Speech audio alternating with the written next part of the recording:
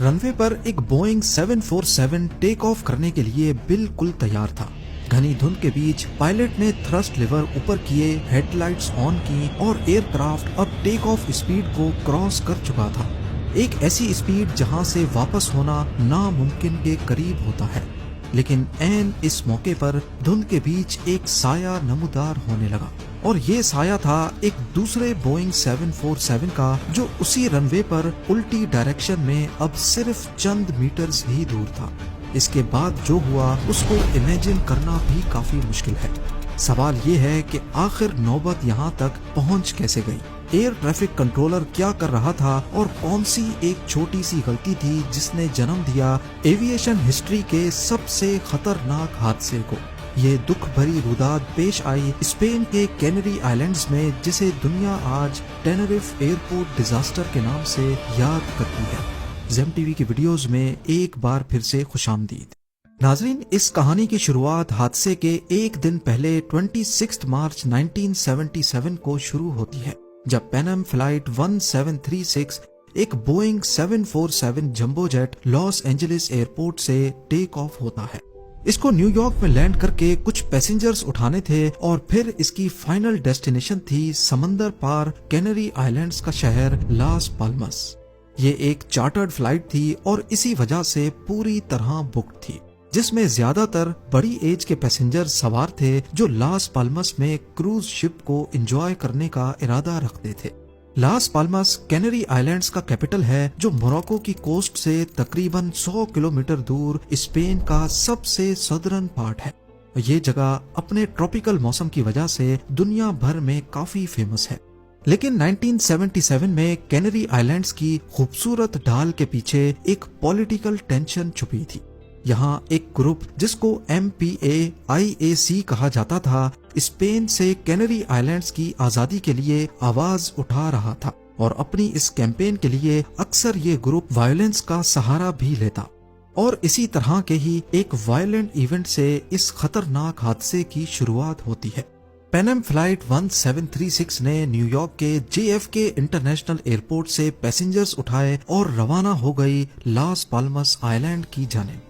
اس کے کیبن کرو میں شامل 56 ایئرز کے captain Victor Grubbs, first officer 39 years کے رابرٹ بریگ اور 46 ایئرز کے فلائٹ انجینئر جارج وان سمیت 13 فلائٹ اٹینڈنٹس اور 380 پیسنجرز شامل تھے۔ یہ تو ساری ڈیٹیلز تھیں پینم فلائٹ 1736 کی، جو اب اٹلانٹک اوشن کے اوپر کروز کر رہی تھی۔ اب آتے ہیں دوسرے جہاز کی طرف جو اسی حادثے کا شکار ہونا تھا۔ نیدرلینڈز کے شہر ایمسٹرڈیم ایئرپورٹ پر KLM فلائٹ 4805 تیار ہو رہی تھی۔ یہ بھی ایک بوئنگ 747 ہی تھا اور اس کو بھی کینری آئلینڈز کے شہر لاس پالمس ہی جانا تھا۔ اس کے کاکپٹ میں 50 سالہ کیپٹن جیکوب، 42 ایئرز کے فرسٹ آفیسر کلاس اور 48 ایئرز کے فلائٹ انجینئر ولیم شامل تھے۔ اس میں 11 فلائٹ اٹینڈنٹس اور 235 پیسنجر سوار تھے۔ KLM فلائٹ 4805 نے بورڈنگ کے بعد ایمسٹرڈیم انٹرنیشنل ایئرپورٹ سے اڑان بھر لی۔ اب یہ دونوں ایئر کرافٹس کینری آئلینڈز کے لاس پالمس ایئرپورٹ کی طرف رواں دواں تھے۔ اسی دوران لاس پالمس ایئرپورٹ پر 2 آدمی ٹرمینل بلڈنگ کی طرف بڑھتے ہیں اور ایک فلاور شاپ کے باہر ایک بیگ رکھ کر کہیں غائب ہو جاتے ہیں، ایک ایسا بیگ جس میں کاؤنٹ ڈاؤن ٹائمر کے ساتھ بامب لگا ہوا تھا۔ ٹھیک دوپہر کے 1 بجے لاس پالمس ایئرپورٹ کی ریسپشن پہ ایک فون کال آتی ہے۔ اگلی طرف والے شخص نے اپنا تعلق MPAIAC گروپ سے ظاہر کیا، وہی گروپ جس کا ذکر ویڈیو کی شروعات میں ہوا تھا، اور کہا کہ اگلے 15 منٹوں کے بعد لاس پالمس ایئرپورٹ میں بامب بلاسٹ ہونے والے ہیں۔ ایئرپورٹ کے عملے نے فوراً حرکت میں آتے ہی 15 منٹ سے پہلے پورا لاس پالمس ایئرپورٹ خالی کروا دیا، اور ان کی یہ بھگدڑ تب خوف میں بدل گئی جب ٹھیک 15 منٹوں کے بعد ہوا ایک زوردار دھماکہ۔ اس بلاسٹ کی وجہ سے ٹرمینل بلڈنگ کی چھت کا ایک بڑا حصہ گر گیا، پر اس کے بعد لاس پالمس ایئرپورٹ کی تمام سرگرمیاں سسپینڈ کر دی گئیں۔ تمام فلائٹس کینسل اور جن فلائٹس کو یہاں لینڈ کرنا تھا ان کو ڈائیورٹ کر دیا گیا۔ کچھ دیر بعد ایمسٹرڈیم سے آنے والی KLM فلائٹ 4805 لاس پالمس کے قریب پہنچ چکی تھی۔ پر ایئر ٹریفک کنٹرولر نے ان کو ایئرپورٹ پہ ہونے والے دھماکے کی اطلاع دی اور فلائٹ کو ٹینریف آئیلینڈ کے ایئرپورٹ پہ لینڈ کرنے کی ہدایت دی، جو یہاں سے 110 کلومیٹر دور تھا۔ KLM کے کیپٹن نے مزید 25 منٹ کی اڑان کے بعد دوپہر 1:38 پہ ٹینریف ایئرپورٹ کے رن وے 30 پر لینڈ کر لیا۔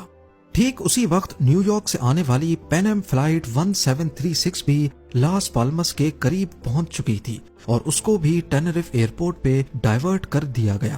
اس وقت تقریباً تمام فلائٹس کو ہی ٹینریف ایئرپورٹ پر ڈائیورٹ کیا جا رہا تھا، کیونکہ یہی سب سے قریبی ایئرپورٹ تھا۔ اب دیکھتے ہی دیکھتے ٹینریف ایئرپورٹ پر رش بڑھ رہا تھا۔ آپ کو یہاں بتاتے چلیں کہ ٹینریف ایئرپورٹ پہاڑی علاقے میں واقع ایک چھوٹا سا ایئرپورٹ ہے۔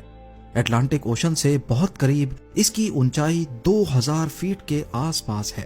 یہ علاقہ اونچے پہاڑوں سے گھیرا ہوا ہے اور اسی وجہ سے اٹلانٹک اوشن کی نم ہوائیں پہاڑ سے ٹکرا کر جب اوپر کی طرف جاتی ہیں تو فوراً ٹھنڈی ہو کر بادلوں میں بدل جاتی ہیں، اور یہ سب یہاں اچانک ہونا بہت ہی نارمل ہے۔ جب پین ایم فلائٹ اور KLM فلائٹ نے ٹینریف ایئرپورٹ پہ لینڈ کیا تو ویزیبلٹی بالکل ٹھیک تھی، لیکن اب اچانک یہاں کی ویزیبلٹی بادلوں کی وجہ سے کم ہو چکی تھی۔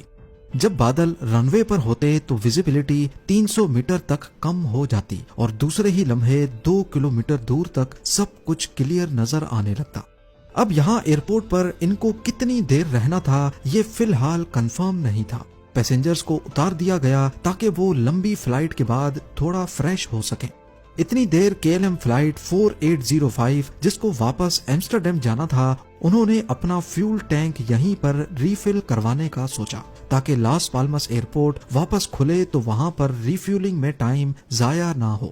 ابھی انہوں نے ریفیولنگ شروع ہی کی تھی کہ لاس پالمس کے کھلنے کی خبر آ گئی۔ دونوں فلائٹس نے پیسنجرز دوبارہ آن بورڈ کیے، لیکن KLM کی ریفیولنگ کی وجہ سے ٹیکسی وے بلاکڈ تھا۔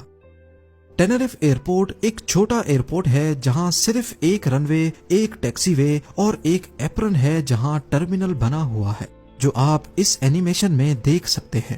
یہاں پر اتنا زیادہ رش ہونا کافی ایب نارمل تھا، اور وہ بھی بوئنگ کے جمبو جیٹس کا رش۔ KLM فلائٹ 4805 کی ریفیولنگ کی وجہ سے پین ایم ایئر ٹرمینل سے نکل کر رن وے پر نہیں جا سکتی تھی۔ تبھی ان کو کہا گیا کہ جب تک KLM کی ریفیولنگ پوری نہیں ہو جاتی انہیں ٹرمینل کے پاس ہی ویٹ کرنا ہوگا۔ 4:45 پہ KLM کی ریفیولنگ ختم ہو گئی اور کیپٹن نے ٹیکسی وے سے ہٹنے کی تیاری شروع کر دی۔ اب کیونکہ ایپرن دوسرے جہازوں سے بھرا ہوا تھا جو ٹیکسی وے کو بھی بلاک کیے ہوئے تھے، تبھی ٹیک آف کے لیے رن وے کے ایسٹ اینڈ تک جانے کے لیے کنٹرولر نے KLM کے پائلٹس کو، جو ٹیکسی وے کے بالکل ویسٹ سائڈ پہ پارک تھا، انسٹرکشنز دیں کہ وہ رن وے پر ہی ٹیکسی کرتے ہوئے ایکسٹریم ایسٹ اینڈ پہ جا کر 180 ڈگری ٹرن لے کر ٹیک آف کی تیاری کریں۔ جب KLM 4805 نے ٹیکسی کرنا شروع کیا تو کنٹرولر نے پین ایم ایئر کو انسٹرکشنز دیں کہ وہ رن وے پر ہی KLM کو فالو کریں، لیکن C3 ایگزٹ سے